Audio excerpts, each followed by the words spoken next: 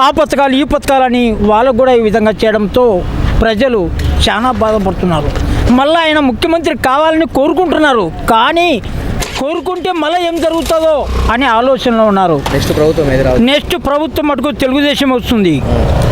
తెలుగుదేశం మొత్తంగా మా తెలుగుదేశంలో మేము చేసిన ఘనత ప్రజలకు తెలుసు.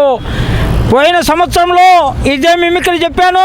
రాజశేఖర రెడ్డి అయ్యా మా ఏకైక కుమారుడు జగన్మోహన్ రెడ్డి భారీగా అన్ని సంక్షేమ కార్యక్రమాలు చేపడతాడని ఎన్నో చెప్పి ప్రజలతో ఓట్లు వేపించాను, గెలిపించాను.